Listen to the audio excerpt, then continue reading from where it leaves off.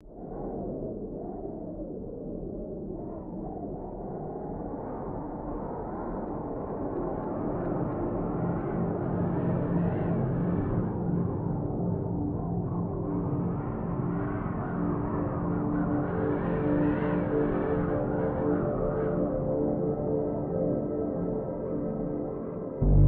далекие времена, когда города были защищены неприступными стенами, если враг нападал на город, его жители собирали войско для отражения агрессии за пределами крепостных стен, чтобы по возможности сохранить жизнь горожанам, большая часть из которых были старики, женщины и дети.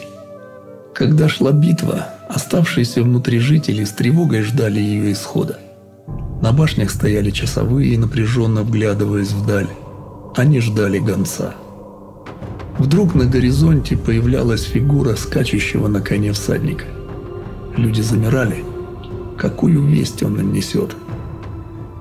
Приближаясь к городу, вестник кричал изо всех сил: «Евангелион!» Ликование наполняло городские стены. Эта весть означала, что неприятель отбит. Победа одержана. Евангелион в переводе с греческого означает «радостная» или «добрая весть». От этого слова происходит Евангелие. Добрая весть людям от Бога звучит примерно так: «Человек, для тебя жизнь не заканчивается на могильном холмике. У тебя есть перспектива жить после смерти, жить вечно». И поскольку эта весть записана в Библии, сегодня мы о ней и поговорим. Есть книга, в которой каждое слово истолковано, объяснено, проповедано во всех концах земли. Книга сия называется Евангелие. И такова ее вечно новая прелесть, что если мы, пресыщенные миром и удрученные унынием, случайно откроем ее, то уже не в силах противиться сладостному ее увлечению. Так писал о Библии Александр Сергеевич Пушкин. Что это за книга, которой восторгаются многие люди? Кто ее написал? Как мы можем быть уверены в том, что те, кто ее переписывали на протяжении столетий, не исказили первоначальный смысл? Есть ли факты, подтверждающие, что современная Библия прошла через века неизменной? Эти и другие вопросы можно часто услышать как от критиков Библии, так и от ее последователей. На протяжении столетий скептики и критики высмеивали авторитет Библии, ее историчность и пророчество. Путь, который проделала Библия в веках, неповторим. Не было и нет книги, подобной ей.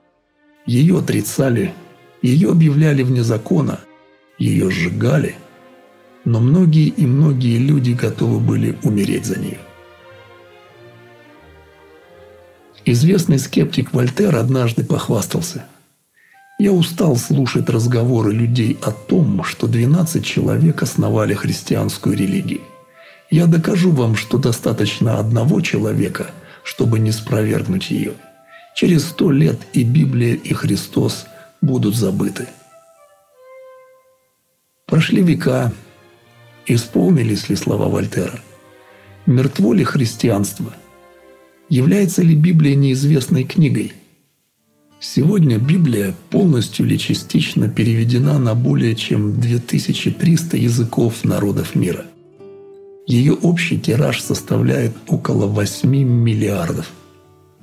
Ни одна другая книга никогда не издавалась в таком количестве. Короли и президенты присягают на святом слове. Что лежит за очевидной силой Библии? А главное, является ли Библия исторически достоверной? Можем ли мы быть уверены в том, что сегодня читаем тот же самый документ, который написан несколько столетий назад апостолом Петром или евангелистом Лукой? Представьте себе 21 век здесь, а начало 1 века вон там. Скептики полагают, что где-то между здесь и там в рукописи были вольно или невольно внесены изменения. Откуда нам знать? А откуда мы вообще знаем что-либо о древней истории? Большая часть нашего знания почерпнута нами из древних рукописей. Это те документы, на основании которых и пишется история человечества, если не считать различные мифы и предания. Примером могут послужить записки о Гальской войне Гая Юлия Цезаря, считающиеся исторически надежным источником, повествующим о событиях I века до Рождества Христова. На экране вы видите обложку замечательно сохранившейся книги Юлия Цезаря на латыни. Пытливый исследователь сразу же задаст вопрос: позвольте, а разве Юлий Цезарь говорил и писал на латыни? Конечно же нет. Это копия. А где же древнегреческий оригинал? Давайте представим себе весь процесс. Гай Юлий Цезарь завоевывал мир, правил империей и в свободное от основной работы время пописывал мемуары. Или скорее начитывал их своему придворному писарю, который ловил каждое слово императора и переносил его на кусок пергамента или папируса. А поскольку делал он все это от руки, то и называлось его произведение рукописью или по латыни манускриптом. Изучением этого механизма передачи исторического текста с одного носителя на другой и занимается историография. Причем более всего хлопот историографам доставляет период истории с 1 по 15 век нашей эры, то есть до эпохи книгопечатания. Изобретение печатного станка привело к тому, что создаваемые копии стали более или менее идентичны. Таким образом, вопрос о достоверности Библии сводится к следующему. Сколько древних рукописей было обнаружено до того времени, когда начали печатать первые книги? И насколько надежны эти копии? Давайте сравним Новый Завет с другими известными нам источниками информации по истории древности. Например, из произведений Платона, философа IV столетия до Рождества Христова, до нас дошло всего 7 копий, из которых мы, сравнивая и сопоставляя их, выводим содержание того, что было в первоисточнике. Таким образом, платоновская философия известна нам всего по 7 неполным рукописям. А ведь именно платоновская философия лежит в основе современного мировоззрения. Цезарь, по которому в университетах учат историю Древней Греции, имеется в составе 10 копий, сравнивая которые историки создают представление об этом славном полководце, о событиях древней истории. Гомерова Илиада бьет все рекорды. Более 600 манускриптов.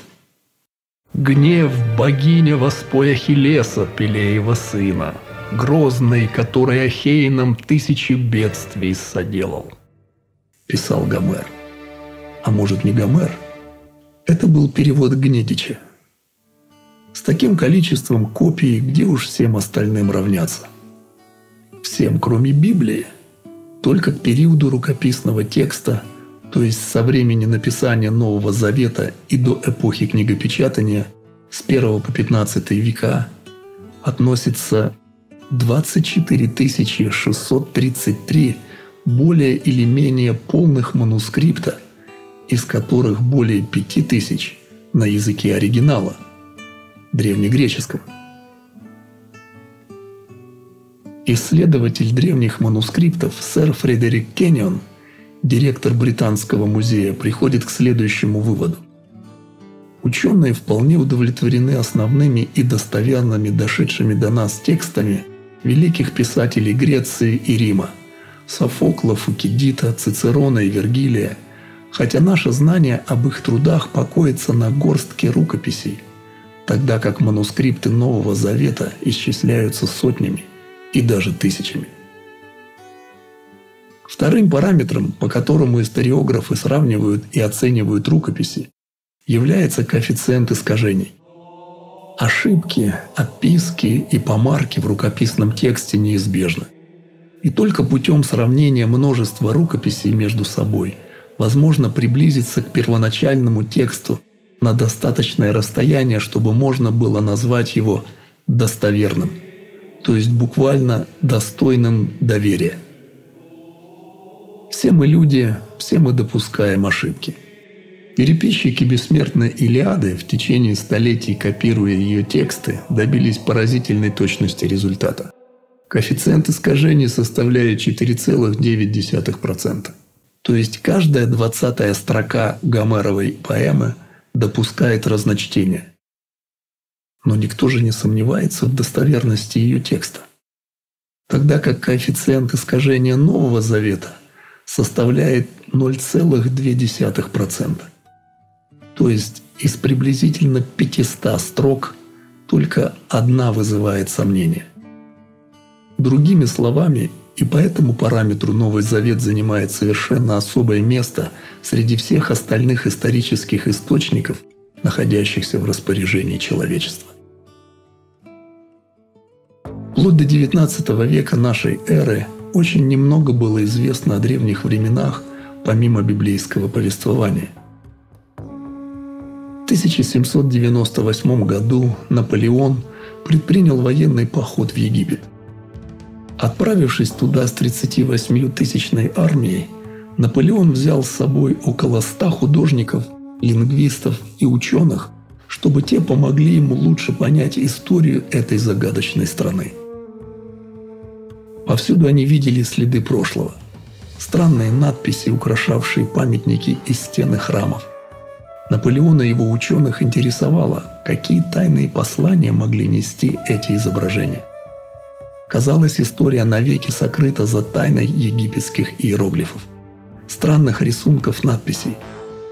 Ибо ни в Египте, ни в целом мире не было человека, который мог бы расшифровать их. Годом позже, в 1799 году, было сделано одно из самых важных археологических открытий.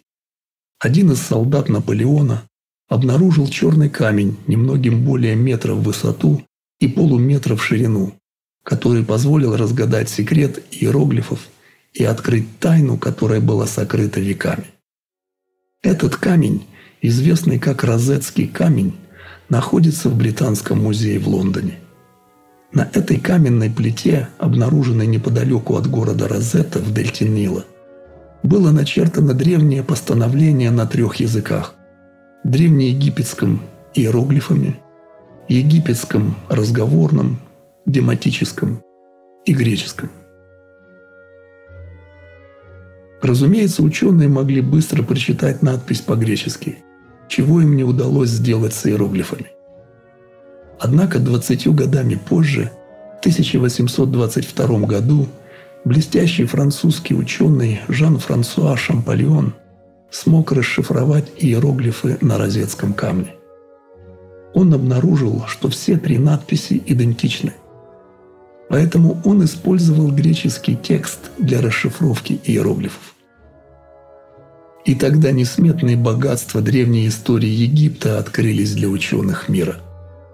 Они обнаружили, что надписи на камнях вопиют миру о том, что Библия говорит правду.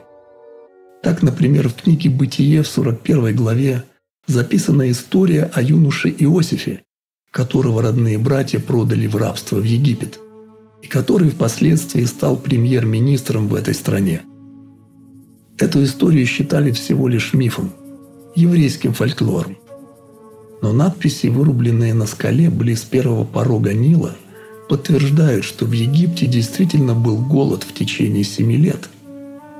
Более того, фреска, найденная на стене египетской гробницы, изображает 7 тучных коров и 7 худых из сна фараона, который истолковал Иосиф. Чем больше проводится археологических раскопок, тем больше обнаруживается свидетельств, подтверждающих библейскую историю о цивилизациях прошлого. До недавнего времени историки полагали, что у евреев не существовало письменности во времена Моисея, автора первых 5 книг Библии. Вплоть до XIX века не было никаких доказательств. Недавно в Тель-Мардикхе, где в древности находился сирийский город Эбла, археологи обнаружили огромную библиотеку, насчитывающую около 14 тысяч покрытых надписями глиняных табличек и их фрагментов. Они датировались как минимум 2300 годом до нашей эры, то есть на целые века старше эпохи Моисея, автора первых книг Библии. В найденных в Эбле табличках есть упоминание о творении, а также рассказ о всемирном потопе. Более того, в них упоминаются имена и географические названия, которые записаны в Библии: Исав, Авраам, Израиль и даже Иерусалим. А также упоминаются два греховных города – Содом и Гоморра. До открытия табличек не было никаких исторических свидетельств об этих городах, помимо упоминания в Библии. Историю Содома и Гоморры считали мифом. Однако после раскопок в Эбле многие справочники пришлось переписать.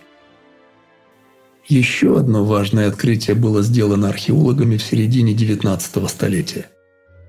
Летом 1947 года мальчик-бедуин, блуждая в поисках пропавшей козы на северо-западном побережье Мертвого моря, швырнул камень в расщелину в скале и вдруг услышал звук разбившегося глиняного сосуда.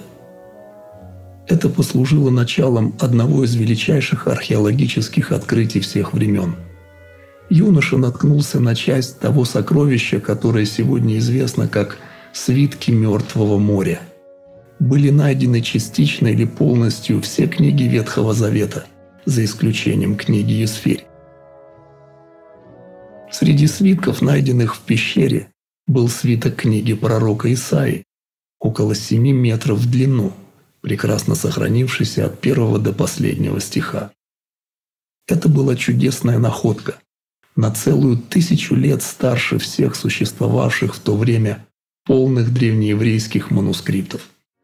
Ученые во всем мире узнали, что Ветхий Завет дошел до нас через века практически без изменений. Вплоть до XIX века некоторые ученые считали, что Вавилон построила царица Семирамида. Однако в Библии пророк Даниил цитирует слова царя Навуходоносора: «Это ли не величественный Вавилон, который построил я?» Так кто же построил Вавилон?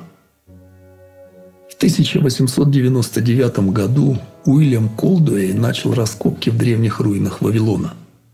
Он обнаружил десятки тысяч обожженных в печи кирпичей, каждый из которых имел печать царя Навуходоносора и был частью стены или храма в городе. На глиняной табличке, обнаруженной археологами при раскопках древнего Вавилона, начертаны слова Навуходоносора: «Это ли не величественный Вавилон, который построил я?» Пожалуй, самым уникальным свойством Библии является ее способность предсказывать будущее. В ней есть одно удивительное пророчество, которое было дано нескольким человекам, живущим в разных эпохах и в разных культурах. Оно записано в книгах пророка Даниила и Откровения. В книге пророка Даниила это пророчество представлено двумя видениями. Одно из них было дано вавилонскому царю Навуходоносору, другое – самому пророку Даниилу. Оба видения раскрывают картину возникновения 4 империй на мировой арене человеческой истории, начиная с VI века до нашей эры. Кроме того, в нем описаны события нашего времени, а также будущее человечества.